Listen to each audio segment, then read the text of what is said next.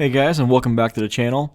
On today's episode, we're going to do a special M1 Finance review for the M1 Finance subreddit. I've been inspired by Joseph Carlson's channel to get into dividend investing, and I was actually through him that I got into M1 Finance. I'm a really big fan of the platform. I have their Spend Plus One account. I'm just really impressed. It's very, very simple. If you want to do a dividend reinvestment plan, it's all baked into the system, more or less. And today I'm going to show you how to get set up and get the process rolling. So first things first, you're going to bring up the website. If you don't have an account yet, my referral link's down below, so that'd be great. Kind of helps us out because in January they're doing a double bonus. So you get 20 bucks, I get 20 bucks, everybody wins. If you've already got an account, great, just skip ahead. We're going to log in. Let's see, pop on here. And I already have a couple of groups account. That's down in the link below. You can take a look at that. You'll see what all I've got in there. It's nothing crazy. I'm pretty much a fan of keep it simple, stupid. The whole Kelly Johnson, the practice of keeping things as simple as possible. So if you can see over here, I actually had to fiddle with stuff a little bit over the year. I had gold and bonds both at 5% each. I've since reduced them, but I just haven't put in enough money yet to really make that take effect. So step one, you're going to go over here to the little drop-down menu, and you're going to add an account, and you're going to tell them what kind of an account you want to open up, and you see the options right there. So in my case, I went with individual investing for the capital appreciation account. And then I've got the retirement account for my Roth. And then I've got a retirement account for my IRA that I rolled over a 401k to a while back. Then I have a second investment account just for tinkering around. And that's my my little speculation account. At some point, this might just go away. 8% since November. Yay, a whole $200. So yeah, I might just pull that away and then throw that capital in here into the capital growth account and just make it like a 1% slice or something like that, just to keep it small. So you're going to go here, you're going to add your account, that gets you going, and then you're going to set up your banking information. I forgot all about that part. So you'll tie it to your bank account, and that's when you go to transfers. You're going to move money, and you're going to make a one-time transfer, or you can do one of the others. Let me go back to that. Then you're going to click Move Money. You're going to you've got options. So in here, you can, like I said, you can do the account transfer, which that's how I did it. You got direct deposit. I wouldn't recommend it myself unless you've got the spend account. You can do like a once a month, twice a month, once a week, whatever you want to do. I tend to use one-time transfer just because I don't know, just it works for me. So go ahead, put in the money you want to move over, pick your account, and then you're going to tell it which one of your accounts you want to send it to. You can send it to if you've got Spend Plus, great. If you've got the Spend account, that's great. You can put it there. I tend to move to the Spend account, and then when I'm ready to buy a dip or things hit a price point that I'm ready for, then I'll move some cash into one of the portfolios. And we'll go back to that and I'll show you how that works. So up here is the spend account. When you're ready to move the money over, it's the same thing. Go to transfers. You're going to make this your source. And then one of your portfolios your destination. And what happens is this little cash number up here, that's going to increment by however much money you moved in there. It's common sense. But it does take a little bit of time. And that's why I prefer to keep money in the spend account.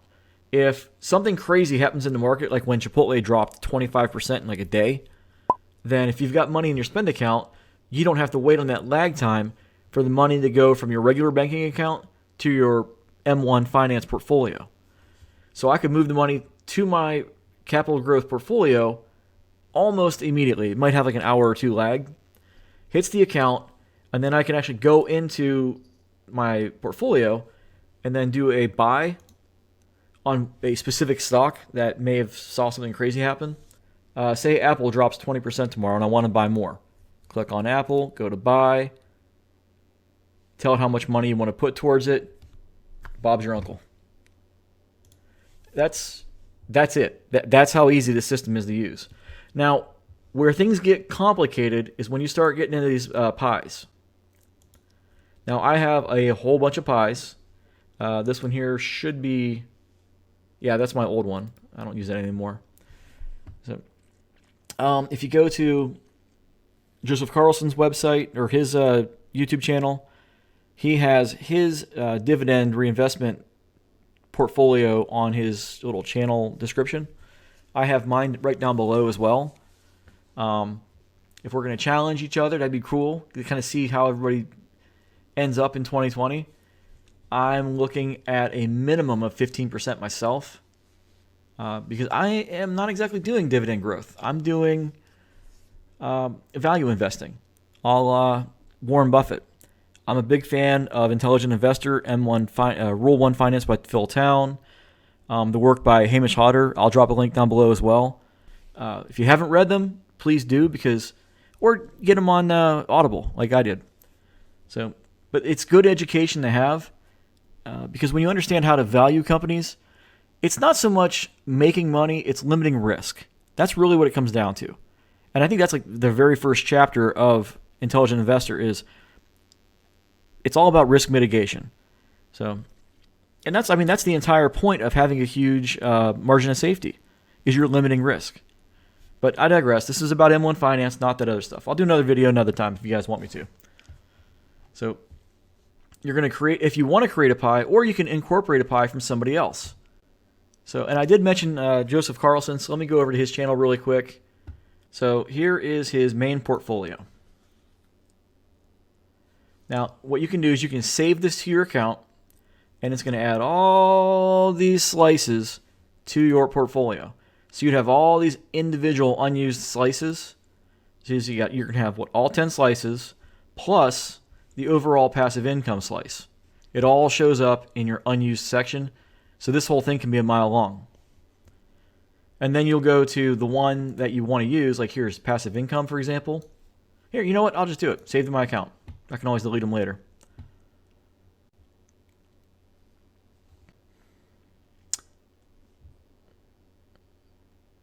Okay, now we're going to refresh my page. And voila, there they all are.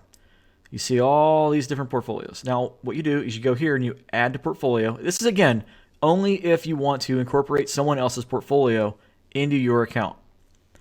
So if you wanted to go to mine, go to Capital Growth.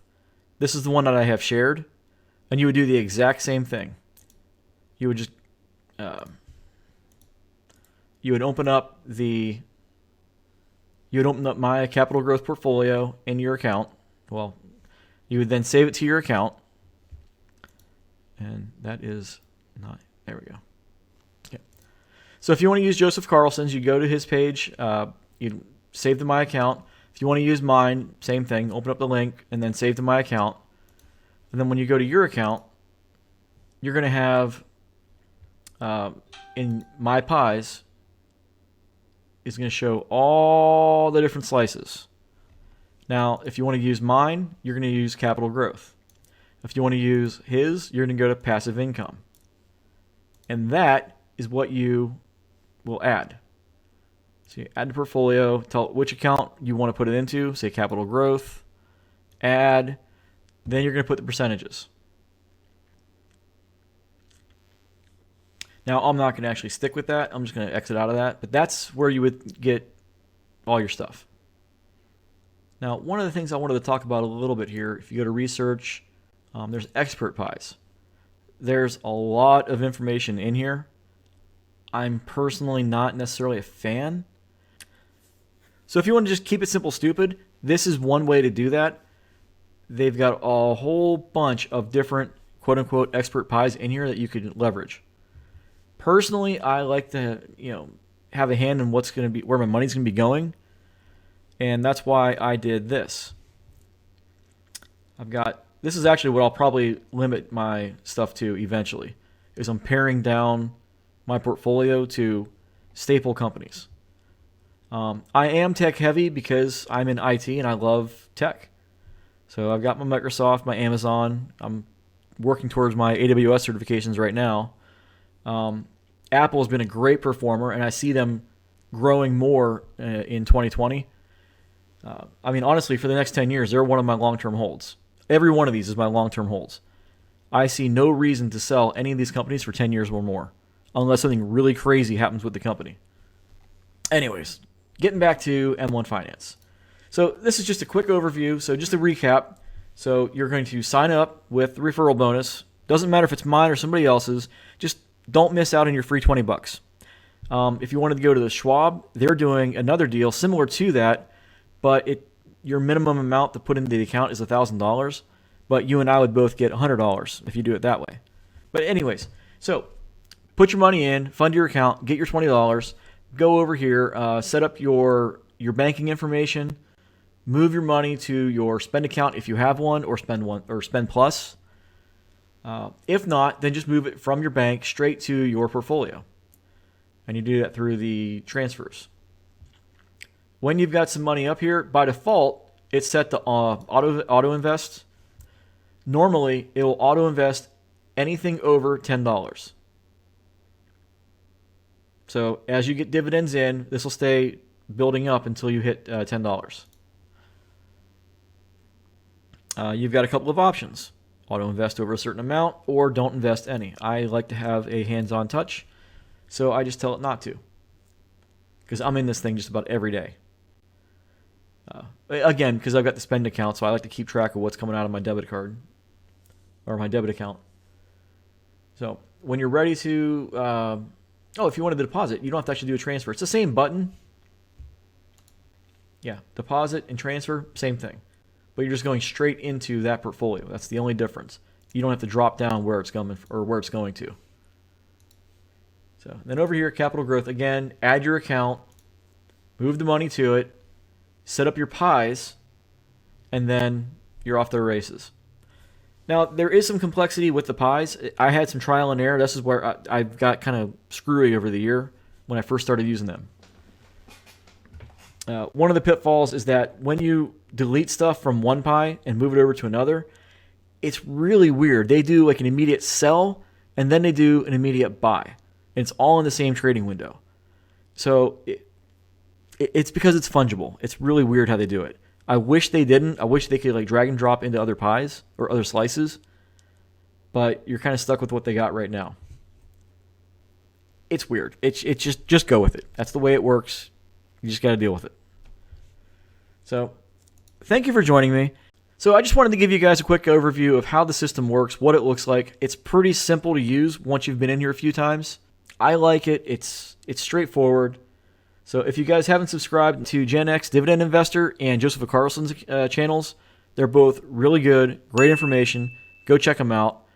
Gen X, he's got a really good Discord group. Props to him.